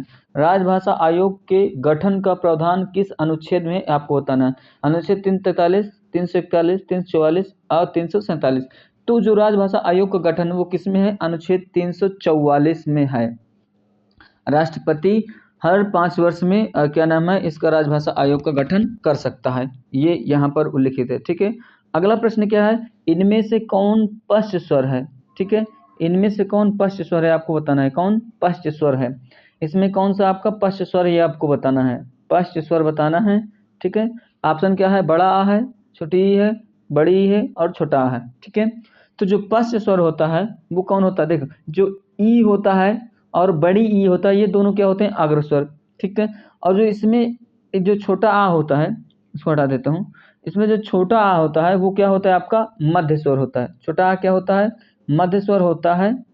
और जो बड़ा जो ई है ये क्या होते हैं? अग्रस्वर होते हैं। बचा क्या आपका? यही बचा है बड़ा आ। तो बड़ा आ क्या हो जाएगा आपका? क्या हो जाएगा? बड़ा आ पश्च स्वर हो जाएगा। ठीक है दोस्तों। आगे प्रश्न पर देखते हैं। अगला प्रश्न क्या है हमारा? अगला प्रश्न है हमारा, अगला प्रश्न क्या है? अगला प्रश्न है कहत नटत रीझत खीझत। कहत नटत रीझत खीझत मिलत खिलत लजियात, भरे भौन में करत हैं नैनन ही सो बात। उपर्युक्त दोहे में प्रयुक्त गौड़ क्रियापद क्या पूछ रहा है? गौड़ क्रियापद की संख्या बताना है। वैसे तो इसमें जनरली कितनी क्रियाएं हैं? 8 क्रियाएं हो रही हैं। 1 2 3 4 5 6 7 और 8। क्या है? 8। कितना है? 1 2 3 4 5 6 7, ये 7 क्रियाएं होती हैं। और भरे भवन में करत है नैनन ही सो बात। और करना क्या है? बात कर रहे हैं किससे? नैनों के माध्यम से। तो यही क्या है? एक गौड़ क्रिया है। तो इसमें गौड़ क्रियापद कितनी हुई? 1। कितने हैं? 1। तो हमारा ऑप्शन क्या हो जाएगा इसे? उत्तर रामचरितम के प्रथम अंक का संबंध किससे है ये आपको बताना है। वाल्मीकि आश्रम से, पंचवटी से, सरयू तट से या अयोध्या से? तो उत्तर रामचरितम की जो प्रथम अंक का संबंध है वो किससे है? अयोध्या से है। ठीक है। उत्तर रामचरितम भवभूति की रचना है। किसकी रचना है? भवभूत की। कितने अंक है? 7 अंक है। ठीक है। अगला प्रश्न चलते हैं कि किस महाकाव्य को विद्वानों ने औषधि माना है? किस महाकाव्य को विद्वानों ने औषधि माना है? तो नैषधि चरितम को क्या माना है? औषधि। ठीक है। अगले प्रश्न पर चलते हैं। अगला प्रश्न है क्या है हमारा? अगला प्रश्न है कि चिंतामणि भाग 3 का संपादन किसने किया है? चिंतामणि चिंतामणि भाग 3 का संपादन किसने किया आपको बताना है। नामवर सिंह ने किया, आचार्य रामचंद्र शुक्ल ने, विश्वनाथ प्रसाद मिश्र ने, या इनमें से कोई नहीं। ठीक है, तो जो चिंतामणि भाग 3 का संपादन किसने किया है, वो किया है आपके नामवर सिंह ने किया है। किसने किया है आपको, नामवर सिंह ने किया है। चिंतामणि भाग 3 का संपादन किसने किया है, नामवर सिंह ने। ठीक है, अगला प्रश्न है कि बच्चन सिंह ने सरदार पूर्ण सिंह के कितने निबंधों का उल्लेख किया है। बच्चन सिंह ने सरदार पूर्ण सिंह के निबंधों का कितने निबंधों का उल्लेख किया आपको बताना है। 6, 3, 8, 7 कितने निबंधों का उल्लेख किया है आपको बताना है। तो बच्चन सिंह ने सरदार पूर्ण सिंह के निबंधों की संख्या कितनी मानी है, 8, और इनका 8 का उल्लेख किया है। ठीक है, और यहाँ पर अगर रामचंद्र शुक्ल पूछ लिया जाए तो रामचंद्र शुक्ल ने कितना माना है, 6। रामचंद्र शुक्ल ने कितना माना है, 6। ठीक है दोस्तों, अगले प्रश्न पर चलते हैं। अगला प्रश्न है हमारा, हिंदी में छायावाद के रचनाकार कौन है। हिंदी में छायावाद के रचनाकार कौन है आपको बताना है। तो हिंदी में छायावाद जयशंकर प्रसाद, शांतिप्रिय द्विवेदी, नामवर सिंह या मुकुटधर पांडे। तो किसने किया हिंदी में छायावाद के रचनाकार कौन है, मुकुटधर पांडे है। कौन है, मुकुटधर पांडे। अगला प्रश्न क्या है, कविता हमारे परिपूर्ण क्षणों की वाणी है। कविता हमारे परिपूर्ण क्षणों की वाणी है, कथन किसका है आपको बताना है। महादेवी वर्मा, पंत, प्रसाद या निराला। तो कविता हमारे परिपूर्ण क्षणों की वाणी, वाणी क्या, अगर यहाँ पर वाणी आ जाए तो क्या हो जाएगा, पंत, क्योंकि वाणी पंत की रचना है और वाणी से ही पंत को लगा दिया। अगर यहाँ पर पुकार लिख जाए, कविता हमारे परिवेश की पुकार है, परिपूर्ण के दर पर परिवेश हो जाए और यहाँ पर वाणी के दर पर क्या हो जाए, पुकार। तो कविता हमारे परिवेश की अगर पुकार हो जाएगी तो क्या हो जाएगा, वहां पर निराला हो जाएगा। ठीक है दोस्तों, आगे प्रश्न पर, अगला प्रश्न क्या है, कारण कारक किस वाक्य में है, ये आपको बताना है। कारण कारक किस वाक्य में है। राम, यह राम की पुस्तक है, राम को कलम दो, राम कलम से लिखता है, राम पेड़ से गिरता है। किसमें करण कारक है आपको बताना है। तो करण कारक में क्या होता है, तृतीय विभक्ति होती है, और तृतीय विभक्ति क्या होती है, जहाँ पर एनंग विकारा में तृतीय होती है। ठीक है, और सा साकम सार्धम में तृतीय होती है। यह किसी माध्यम के द्वारा होती है, तो किसी माध्यम से होता है, जैसे by train, by bus, by pen, by कलम, तो ये वही है। तो राम क्या है, कलम से लिखता है, तो यहाँ पर क्या हो जाएगा, राम कलम से, कलम के द्वारा लिखता है, तो यहाँ पर कौन सा ऑप्शन हो जाएगा, तीसरा ऑप्शन। ठीक है, अगला प्रश्न है, चलते हैं दोस्तों। अगला प्रश्न क्या है हमारा, निम्नलिखित में से पुल्लिंग शब्द नहीं है आपको बताना है। पुल्लिंग शब्द कौन सा नहीं है, रत्न, मोती, नकल, बचपन। ठीक है, तो रत्न पुल्लिंग है, मोती पुल्लिंग है, बचपन पुल्लिंग है, बचा क्या है, नकल। नकल आपका क्या है, स्त्रीलिंग है। तो कौन सा ऑप्शन सही हो जाएगा आपका, तीसरा ऑप्शन सही हो जाएगा, नकल। कौन सा ऑप्शन सही हो जाएगा आपका, नकल। यहाँ पर क्या हो जाएगा, स्त्रीलिंग। बहुब्रीहि समास के मुख्यतः कितने भेद थे आपको बताना है, 3, 4, 5, 2। तो बहुब्रीहि के कितने भेद होते हैं, 4। तुल्य बहुब्रीहि, व्यतिहार बहुब्रीहि, समानाधिकार बहुब्रीहि, व्यधिकरण बहुब्रीहि, ये होते हैं 4 इसके। ठीक है, अगला प्रश्न है कि उत्तरायण किसकी रचना है। अज्ञे, राम कुमार वर्मा, निर्मल वर्मा, इनमें से कोई नहीं। तो कौन है, उत्तरायण की रचना किसकी है, राम कुमार वर्मा की। ठीक है, अगला प्रश्न क्या है, कथा समय में 3 हमसफर। कथा समय में 3 हमसफर रचना है, क्या है रचना, कथा समय में 3 हमसफर, ये रचना का नाम है। और किसकी रचना ये आपको बताना है, कृष्णा सोपती, मनु भंडारी, उषा प्रियंवदा, निर्मला जैन। कथा समय में 3 हमसफर, 3 हमसफर जब मिलते हैं तो आदमी कहा है, एकदम जैन हो जाते हैं। क्या हो जाता है, जब कथा समय में 3 हमसफर मिलते हैं तो क्या हो जाता है, आदमी जैन हो जाते हैं। तो किसकी रचना है, निर्मला जैन की। किसकी रचना है, निर्मला जैन की है। ठीक है, किसकी रचना है दोस्तों, निर्मला जैन की। ठीक है, अगले प्रश्न पर चलते हैं। अगला प्रश्न है हमारा कि आवारा मसीहा जीवनी का समय क्या है। आवारा मसीहा जीवनी किसकी है, तो ये है विष्णु प्रभाकर की रचना है। और शरद चंद्र की इसमें क्या है, जीवनी है। कब लिखी गई है, इसके 3 पर्व हैं। इसको लिखने में कितना समय लगा है, 14 वर्ष का समय लगा है। इसको लिखने में कितने वर्ष का समय लगा, 14 वर्ष का समय। किस सन में प्रकाशित है ये आपको बताना है। तो कितने समय में हुई थी, तो ये हुई थी 1974 ईस्वी में लिखी गई थी। कब लिखी गई थी, 1974। ठीक है, अगला प्रश्न है, निराला की साहित्य साधना के किस भाग में पत्रों का संग्रह है। प्रथम भाग में, द्वितीय भाग में, तृतीय भाग में, चतुर्थ भाग में। पहली बात तो जानिए कि निराला की साहित्य साधना केवल 3 भाग में है, तो चतुर्थ का कोई काम नहीं। ठीक है, और पत्रों का संकलन कौन लास्ट में करते हैं, तो लास्ट में, तो कौन सा हो जाएगा आपका, तृतीय। ठीक है, अगले प्रश्न पर चलते हैं। अगला प्रश्न है हमारा कि भारतेंदु पत्रिका कहाँ से निकलती थी। ठीक है, भारतेंदु पत्रिका कहाँ से निकलती थी, प्रयाग, अलीगढ़, वृंदावन या काशी। तो सबसे पहले जानिए कि भारतेंदु पत्रिका निकालता कौन था। तो भारतेंदु पत्रिका निकालते थे राधाचरण गोस्वामी। कौन निकालते थे, राधाचरण गोस्वामी। ठीक है, और कहाँ से निकालते थे? वृंदावन से। कहाँ से निकालते थे? वृंदावन से, ठीक है। अगला प्रश्न क्या है? आचार्य भरत मुनि ने काव्य दोषों की संख्या कितनी मानी है? 4, 8, 10, 5, ठीक है। भरत मुनि ने दोषों की संख्या कितनी मानी है? 10। कितनी मानी है? 10, ठीक है। अगला प्रश्न चलते हैं। पवन शब्द में कौन सी संधि है? पवन शब्द में कौन सी संधि है? गुण, अयादि, यण, वृद्धि। तो पो धन अन होता है इसका। क्या होता है? पो धन अन। क्या होता है? पो धन अन होता है इसका। अब पो जहाँ ओ होता है वो बदल जाता है आओ में, और बचा अन, आओ का जात हो जाए तो क्या हो जाएगा? पवन। क्या हो जाएगा? पवन। तो पवन में कौन सी संधि है?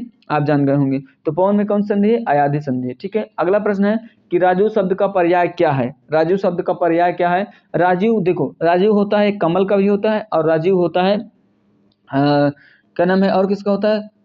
राजीव कमल का पर्यायवाची है, और शायद राजीव जल का भी पर्यायवाची, ठीक है। कंफर्म नहीं है, लेकिन यहाँ पर जो है कि ये कमल होता है राजीव का पर्यायवाची, तो उसका जो शब्द है ये है तामरस का। तामरस माने भी होता है जल, कमल, ठीक है। किसका होता है? तामरस का। अगले प्रश्न पर चलते हैं कि वह स्त्री जिसका पति परदेश गया हो, ठीक है। वह स्त्री जिसका पति परदेश गया हो के शब्द के लिए एक शब्द क्या होगा? ठीक है, एक शब्द क्या होगा आपको बताना है। तो क्या होगा? आगत पति का होगा, आगत पति का, प्रवत्स पति का, प्रोषित पति का, या इनमें से कोई नहीं, ठीक है। इनमें से कोई नहीं, कौन सा होगा आपको बताना है, ठीक है। तो आगत पति का या सॉरी क्या होगा? वह स्त्री जिसका पति परदेश गया हो, तो वो होगा आपका गया हो मतलब जा चुका है। तो जब जा चुका है तो उसका क्या होता है? प्रोषित पति का। आगत पति का क्या होता है? जिसका पति परदेश से आ गया हो। क्या होता है? आ गया हो। और प्रवत्स पति का कौन होती है? प्रवत्स पति का होती है जिसका परदेश जाने वाला है। क्या है? जिसका पति परदेश जाने वाला हो। और आगमिष्यत पति का क्या होती है? आगमिष्यति। आगमिष्यत पति का होती है जिसका पति परदेश से आने वाला हो, ठीक है। अगले प्रश्न पर चलते हैं। अगला प्रश्न क्या है हमारा? टकसाल का तत्सम रूप क्या होगा? टकसाल का तत्सम रूप क्या होगा?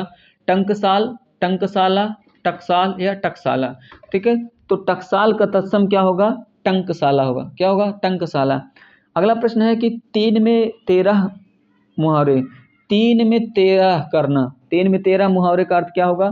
तुच्छ, बुरा, महत्वहीन या अनावश्यक। तो 3 में 13 करना मतलब क्या है? कि एकदम महत्वहीन। क्या होगा? महत्वहीन। क्या होगा? महत्वहीन। अगला है कि पुराने चावल, पुराने चावल, पुराने चावल मुहावरे का अर्थ क्या होगा? पुराने चावल मुहावरे का सही अर्थ क्या होगा? पुराना चावल मतलब कि बहुत पुराना चावल, मतलब क्या? बहुत अनुभवी है। क्या होगा? तो यहाँ पर अनुभवी होगा, ठीक है। अगला प्रश्न पर चलते हैं कि भवानी प्रसाद मिश्र का संबंध किस तार सप्तक से था? भवानी प्रसाद मिश्र का संबंध किस तार सप्तक से था, ये आपको बताना है। सप्तक, तार सप्तक, दूसरा सप्तक, तीसरा सप्तक या चौथा सप्तक। तो मैं इसके जो तार सप्तक के कवियों हैं तो उनकी मैंने ट्रिक बनाई है। आपको मेरे यूट्यूब चैनल पर जाना है और देखना है कि ट्रिक, उसमें प्लेलिस्ट बनी हुई है अलग से ट्रिक के माध्यम से। तो बाय ट्रिक के माध्यम लिखा है उसमें, और उसमें जाकर देखना तो आपको ये मिलेगा। तमाम उसमें ट्रिक लिखी है, रामानंद के शिष्यों के ट्रिक, और क्या नाम है, नाथों की ट्रिक है, बोली भाषा की ट्रिक है, तमाम तरह की ट्रिक है। तो वहाँ पर भी ट्रिक है, तो जो वहाँ पर आप जाएंगे तो आपको ये मिलेगा। तो भवानी प्रसाद मिश्र किस तार सप्तक के कवि थे? तो वो थे दूसरे तार सप्तक के, ठीक है। अगला प्रश्न है कि फोर्ट विलियम कॉलेज की स्थापना कब हुई? फोर्ट विलियम कॉलेज की स्थापना हुई थी 1800 ईस्वी में। महाराणा का महत्व किसकी रचना है? ये आपको बताना है। राधा कृष्ण दास की, राधा शरण गोस्वामी की, जयशंकर प्रसाद की। तो महाराणा का महत्व किसकी रचना है? जयशंकर प्रसाद की है, ठीक है। अगले प्रश्न पर चलते हैं। भारतेंदु युग को पुनर्जागरण काल किसने कहा है? ठीक है, भारतेंदु युग को पुनर्जागरण किसने कहा है? नागेंद्र ने, महावीर प्रसाद द्विवेदी ने, या बच्चन ने, अथवा A+C दोनों ने। तो जो भारतेंदु युग को पुनर्जागरण कहा है वो नागेंद्र सिंह ने कहा है और बच्चन सिंह दोनों ने कहा है। तो हमारा कौन सा ऑप्शन सही हो जाएगा? चौथा ऑप्शन। कौन सा ऑप्शन सही हो जाएगा? चौथा। ए और सी दोनों। कौन सा हो जाएगा? ए और सी दोनों हो जाएगा, ठीक है दोस्तों। कौन सा ऑप्शन हो जाएगा? ए और सी दोनों हो जाएगा, ठीक है। अगले प्रश्न पर चलते हैं। अगला प्रश्न है किस कवि की रचना को छंदों का अजायब घर कहा गया है? ठीक है, किस कवि की रचना को छंदों का अजायब घर कहा गया है ये आपको बताना है। घनानंद की रचना को, बिहारी की रचना को, केशवदास की रचना को, या रहीम की।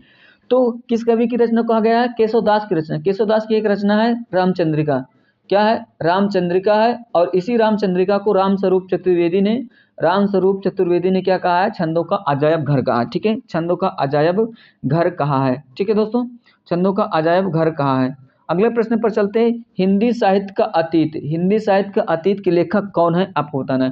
तो हिंदी साहित्य का अतीत के लेखक कौन है यहाँ देखना है, ठीक है। हिंदी साहित्य का अतीत यहाँ देखना है कौन है इसके लेखक।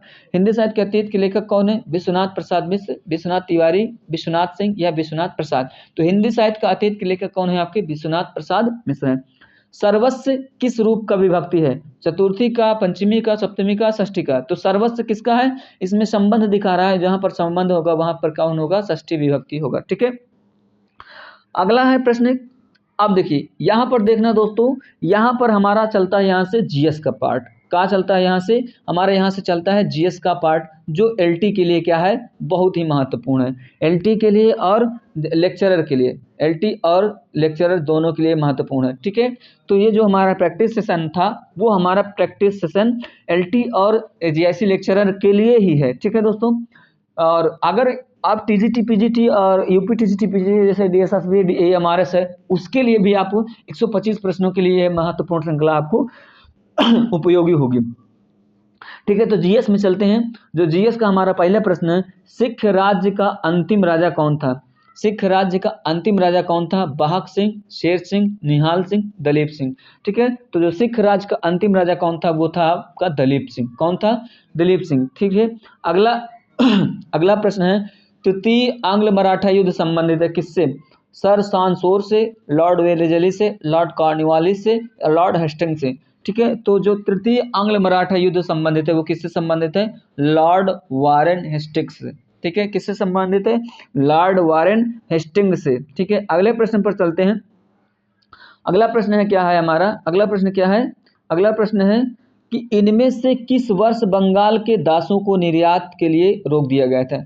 इसमें से किस वर्ष बंगाल के दासों को निर्यात के लिए रोक दिया गया था? पहले क्या है? पहले दास प्रथा चलती थी और लोगों को क्या है? बेचा और खरीदा जाता था। तो वही चीज पूछ रहा है कि कौन सा वर्ष है जिसमें बंगाल के दासों को निर्यात के लिए रोक दिया गया था? निर्यात मतलब बेचने के लिए क्या है? रोक दिया गया था। तो कौन सा सन है आपको बताना है। कौन सा सन है? 1764, 1789, 1858, 1868 ईस्वी, ठीक है। कौन सा है इसमें आपको बताना है, ठीक है।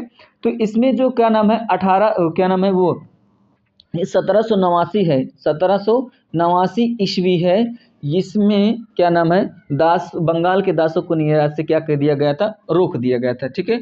अगला प्रश्न है, अगला प्रश्न क्या है कि निम्नलिखित में कौन सा सूचना प्रौद्योगिकी परिभाषित नहीं है, ठीक है। निम्नलिखित में कौन सा सूचना प्रौद्योगिकी परिभाषित नहीं है? लॉगिन है, मॉडेम है, पासवर्ड है, पिनाका है, ठीक है। कौन सा है आपको बताना है? लॉगिन, मॉडेम, पासवर्ड या पिनाका।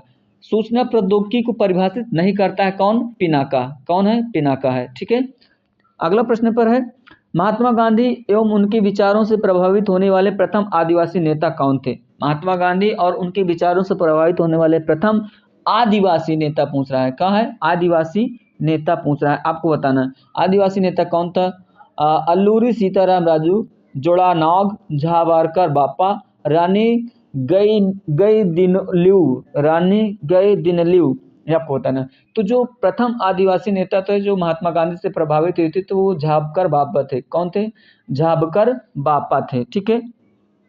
अगला प्रश्न है कि भारत के औपनिवेशिक काम में अधोमुखी निस्यंदन सिद्धांत किस क्षेत्र से संबंधित था? और भारत के औपनिवेशिक काम में अधोमुखी निस्यंदन सिद्धांत किस क्षेत्र से संबंधित है, यह आपको बताना है। रेल से, शिक्षा से, सिंचाई से या गरीबी हटाओ से, ठीक है। तो किससे संबंधित था?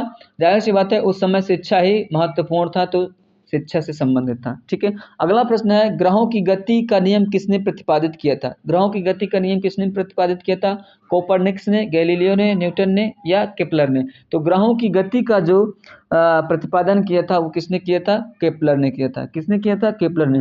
अगला प्रश्न है कि सौर मंडल में कुल कितने ग्रह हैं? 9, 8, 7, 10 कितने हैं? सौर मंडल में कुल वर्तमान में कितने ग्रह हैं? 8। वर्तमान में कितने ग्रह हैं? 8 ग्रह हैं। सौर मंडल में कितने ग्रह हैं? 8 ग्रह। अगला प्रश्न है कि सूर्य से बढ़ती दूरी के अनुसार ग्रहों का क्रम क्या है? सबसे पहले सूर्य के निकट कौन सा ग्रह है? मान लीजिए ये सूर्य है और इसके निकट पहले कौन सा ग्रह है, फिर इसके बाद कौन सा है, फिर इसके बाद कौन सा है, फिर इसके बाद कौन सा है, फिर उसके बाद कौन सा। तो सबसे पहले कौन होता है? बुध, ठीक है। सबसे पहले कौन होता है? बुध। फिर उसके बाद होता है आपका शुक्र, फिर उसके बाद क्या होता है आपका? शुक्र। और फिर उसके बाद होता है आपका पृथ्वी, फिर उसके बाद क्या होता है पृथ्वी, फिर उसके बाद होता है मंगल, और फिर उसके बाद होता है आपका बृहस्पति। ठीक है, ठीक है दोस्तों। तो तो कौन सा इसका ऑप्शन हो जाएगा, कौन सा ऑप्शन हो जाएगा? पहले होता है क्या है, पहले बुध, फिर शुक्र, फिर पृथ्वी, फिर मंगल। ठीक है, ग्रहों की गति के हिसाब से 5वें नंबर पर कभी कभी प्रश्न पूछ लेता है कि सूर्य के उपग्रह के संख्या के हिसाब से 5वें नंबर पर कौन सा ग्रह है? यह कौन सा ग्रह है? आपका पृथ्वी है। और पहले नंबर पर कौन सा है? आपका बुध। जरूर ये ध्यान रखना, पृथ्वी वाला प्रश्न पूछा गया था कि सूर्य के उपग्रह 5वें नंबर पर कौन सा आता है। ठीक है दोस्तों, अगला प्रश्न है कि सूर्य के धरातल का तापमान लगभग कितना है? 3000 degree centigrade, 5000 degree centigrade, 6000 degree centigrade या 7000 डिग्री सेंटीग्रेड। ठीक है, यहाँ पर मिसप्रिंट हुआ है, बाकी इसको 1000 करना है। ठीक है, तो ये 3000 हो गया, ये 5000 हो गया, ये 6000 हो गया, ये 7000 हो गया। तो सूर्य के धरातल के तापमान का लगभग कितना होता है? ये 6000 सेंटीग्रेड होता है। क्या होता है? 6000 सेंटीग्रेड होता है। अगला प्रश्न चलते हैं कि बिना उपग्रह वाले ग्रह कौन से हैं? बिना उपग्रह वाले ग्रह कौन सा है? ठीक है, तो कौन सा है? बुध एवं मंगल, मंगल एवं शुक्र, मंगल एवं वरुण, या बुध एवं शुक्र। ठीक है, तो जो बुध ग्रह है उसके पास अपना कोई उपग्रह नहीं है। बुध ग्रह क्या है? उसके पास अपना कोई उपग्रह नहीं है। एक ये हो गया। बाकी अब क्या है, देखिए इसमें बुध है और इसमें बुध है, तो इसको आप हटा दीजिए। बचा कौन सा? इसमें मंगल है और इसमें शुक्र है, तो मंगल के पास एक उपग्रह है। ठीक है, मंगल के पास उपग्रह है। बचा के यहाँ पर अपना शुक्र, शुक्र के पास और बुध के पास कोई उपग्रह नहीं है। क्या है? न शुक्र के पास कोई उपग्रह और न बुध के पास। तो हमारा कौन सा ऑप्शन सही होगा? चौथा। कौन सा ऑप्शन सही हो जाएगा? चौथा हमारा ऑप्शन सही हो जाएगा। ठीक है दोस्तों, कौन सा? चौथा हो जाएगा। अगले प्रश्न पर चलते हैं। अगला प्रश्न है सी ऑफ ट्रांक्विली। क्या है? सी ऑफ ट्रांक्विलिटी, ट्रांक्विलिटी कहाँ पर है? ठीक है, ये आपको बताना है। अब ये सी ऑफ ट्रांक्विलिटी क्या है, ये आपको भूगोल जब पढ़ेंगे तब मिल जाएगा। ठीक है दोस्तों, तो ये कहाँ पर है ये आपको बताना है। पृथ्वी पर है, या सूर्य पर है, या शुक्र पर है, या चंद्रमा पर है? तो जो सी ऑफ ट्रांक्विलिटी है वो है चंद्रमा पर। कहाँ पर है? चंद्रमा पर। ठीक है, अगला प्रश्न है कि भारतीय संविधान में मूल कर्तव्यों का वर्णन किस अनुच्छेद में है? अनुच्छेद किस अनुच्छेद में है? अनुच्छेद 51 में, अनुच्छेद 51 का में, अनुच्छेद 52 में, या अनुच्छेद 53 में? ठीक है, जो मूल कर्तव्यों का वर्णन है वो किस में है? अनुच्छेद 51 के का में है। अगला प्रश्न पर चलते हैं। अगला प्रश्न है कि निम्नलिखित में सर्वोच्च न्यायालय के किस मुख्य न्यायाधीश ने सर्वप्रथम राष्ट्रपति के कार्यों को संपादित किया था? कौन सा ऐसा न्यायाधीश है जो राष्ट्रपति के कार्य को संपादित किया था? राष्ट्रपति को बताया था कि आपके पास ये कार्य हैं। ठीक है, तो कौन से हैं वो आपको बताना है। न्यायमूर्ति J.H. कानिया थे, H.J. कानिया थे, न्यायमूर्ति H.J. कानिया, न्यायमूर्ति के सुब्बा राव, न्यायमूर्ति मोहम्मद हिदायतुल्लाह, या न्यायमूर्ति P.N. भगवती। ठीक है, कौन थे ये आपको बताना है। ठीक है दोस्तों, कौन थे आपको बताना है। तो जो न्यायमूर्ति क्या थे? हिदायतुल्लाह थे, न्यायमूर्ति हिदायतुल्लाह थे। ठीक है, न्यायमूर्ति हिदायतुल्लाह थे। वो क्या थे? ये राष्ट्रपति के कार्यों का संपादित किया था। ठीक है दोस्तों, अगले प्रश्न पर चलते हैं। अगला प्रश्न है कि वर्तमान में संविधान के मूल कर्तव्यों की कुल संख्या कितनी है? 8, 9, 10, 11। तो संविधान में वर्तमान में मूल कर्तव्यों की संख्या कितनी है ये आपको बताना है। तो संविधान में वर्तमान में मूल कर्तव्यों की संख्या है 11। पहले कितनी थी? 12 थी, एक हटा दी गई थी। ठीक है, अब कितनी बची है? 11। ठीक है, अगला प्रश्न है निम्नोक्त में से किसमें सर्वोच्च विशिष्ट ऊष्मा का मान होता है? ठीक है, किसमें विशिष्ट ऊष्मा का मान सबसे अधिक होता है ये आपको बताना है। कांच, तांबा, सीसा, जल। तो जो विशिष्ट ऊष्मा का मान होता है सबसे अधिक किसमें होता है? जल में। किसमें होता है? जल में। ठीक है, अगला प्रश्न है किसी धातु को पाचन सामग्री के रूप में प्रयोग करने के लिए निम्नलिखित में कौन सी कसौटी अपनाई जाती है? न्यून उष्मा चालकता, न्यून वैद्युत चालकता, अधिक विशिष्ट उष्मा, अधिक उष्मा चालकता। ठीक है, ये आपको बताना है। तो कौन सा होगा इसमें? अधिक विशिष्ट उष्मा चालकता होगा। क्या हो जाएगा? अधिक विशिष्ट उष्मा चालकता। ठीक है, अधिक विशिष्ट उष्मा होगा, चालकता वाला नहीं होगा। ठीक है, अगला प्रश्न है कि 1 किलोवाट ये क्या है? यूनिट है। किसका है? ऊर्जा का, शक्ति का, बल का, या संवेग का? तो किसका होगा ये होगा शक्ति का। ठीक है, अगला प्रश्न है कि चिलगोजा निम्न में से किस एक प्रजाति के बीज से प्राप्त होता है? चिलगोजा निम्न में से किस एक प्रजाति से बीज का प्राप्त होता है? पाइन से, पाम से, साइकस से, देवदार से। तो किससे प्राप्त होता है ये आपको बताना है। चिलगोजा, चिलगोजा किससे प्राप्त होता है ये आपको बताना है। तो वो किससे प्राप्त होता है आपका? पाइन से। किससे होता है? पाइन से होता है। ठीक है, अगले प्रश्न पर चलते हैं। अगला प्रश्न है प्याज परिवर्तित रूप है किसका? तने का, जड़ का, पत्तियों का, फल का। ठीक है, तो जो प्याज है क्या है? जो प्याज है वो किसका परिवर्तित रूप है? तने का है। ठीक है, अगला प्रश्न है कि निम्नलिखित में कौन सा रूपांतरित तना है? गाजर है, शकरकंद है, नारियल है, आलू है। तो जो रूपांतरित तना है वो आपका कौन सा है? रूपांतरित तना है वो है आलू। ठीक है, अगला प्रश्न है कि खाद्य एवं कृषि संगठन पीएओ का मुख्यालय कहाँ है? खाद्य एवं कृषि संगठन संगठन पीएओ का मुख्यालय कहाँ है? न्यूयॉर्क में है, रोम में है, और क्या नाम है, पेरिस में है अथवा लंदन में है। तो किसमें है ये आपको बताना है। तो ये इसका मुख्यालय है वो कहाँ है? रोम में है। कहाँ पर है? रोम में है। कहाँ है? रोम में। ठीक है, अगला प्रश्न क्या है? अगले प्रश्न पर चलते हैं। अगला प्रश्न है हमारा क्या है कि भारतीय विशिष्ट पहचान प्राधिकरण द्वारा जारी किए जाने वाला आधार संख्या, भारतीय विशिष्ट प्राधिकरण द्वारा जारी किए जाने वाले आधार नंबरों की संख्या कितनी होती है आपको बताना है। 12 अंक का होता है, 14 अंक का होता है, 15 अंक का या 16 अंक का। तो जो आधार में नंबर की संख्या होती है कितने अंक का होता है वो? आप अपना आधार कार्ड उठाकर देखिए उसमें कितना अंक है। तो उसमें सिर्फ 12 अंक है। कितना अंक है? 12 अंक है। ठीक है, अगला प्रश्न क्या है? अगला प्रश्न है आपका सीमेंट के उत्पादन में किस राज्य का देश में पहला स्थान है? सीमेंट के उत्पादन में किस राज्य का देश में पहला स्थान है आपको बताना है। आंध्र प्रदेश का, मध्य प्रदेश का, बिहार का या राजस्थान का। ठीक है, तो किसका स्थान सबसे पहला है? तो वो है राजस्थान का। सीमेंट उत्पादन में राजस्थान का स्थान पहला है। ठीक है, अगला प्रश्न पर चलते हैं। भारतीय अर्थव्यवस्था में बचत में सबसे अधिक योगदान किस क्षेत्र का है? भारतीय अर्थव्यवस्था में जो बचत होती है वो किसका योगदान सबसे अधिक है? घरेलू क्षेत्र का, कॉरपोरेट्स का, या राज्य सरकार या केंद्र सरकार का? किसका सबसे अधिक वो होता है? ठीक है, तो किसका होता है? वो होता है घरेलू क्षेत्र का। किसका होता है दोस्तों? घरेलू क्षेत्र का होता है। राउरकेला में इस्पात कारखाने की स्थापना किसके सहयोग से की गई है? जर्मनी के सहयोग से, सोवियत संघ रूस के सहयोग से, जापान के या इंग्लैंड के सहयोग से। यूके मतलब होता है यूनाइटेड किंगडम, मतलब कि इंग्लैंड। ठीक है दोस्तों, किसके सहयोग से बना है ये आपको बताना है। ठीक है, किसके सहयोग से बना है आपको बताना है। जर्मनी, सोवियत रूस या जापान। तो किसके सहयोग से बना है? जर्मनी के सहयोग से बना है। ठीक है, अगला प्रश्न क्या है हमारा? अगला प्रश्न है हमारा क्या है कि विश्व बैंक की उदार ऋण प्रदान वाली खिड़की, जो विश्व बैंक है उसके एक है उदार ऋण प्रदान करने वाली खिड़की, ये कहा उसकी एक क्या है, कोलिंक है या शाखा जिसको कह सकते हैं। तो ये कह रहा कि किसे कहा जाता है जहां से ऋण मिलता है? तो अंतर्राष्ट्रीय वित्त निगम आईएफसी, अंतर्राष्ट्रीय विकास संघ आईडीए, अंतर्राष्ट्रीय मुद्रा कोष आईएमएफ या भारत सहायता क्लब। कौन सा है ये आपको बताना है। ठीक है दोस्तों, तो जो ऋण उदार ऋण प्रदान करने वाली खिड़की है वो होती है आपका अंतर्राष्ट्रीय विकास संघ। क्या होता है? अंतर्राष्ट्रीय विकास संघ आईडीए होता है। ठीक है, अगला प्रश्न है, अगला प्रश्न है कि विश्व का सबसे तेज कंप्यूटर कौन सा है आपको बताना है।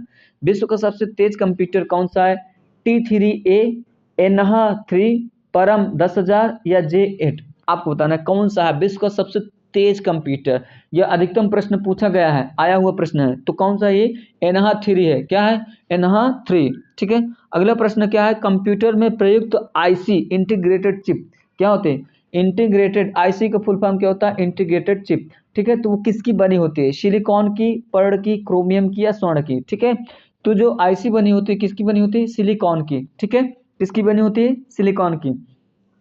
अगला प्रश्न क्या है कि निम्नलिखित में कौन सा उत्पादन पेंटियम ब्रांड नाम से बेचा जाता है?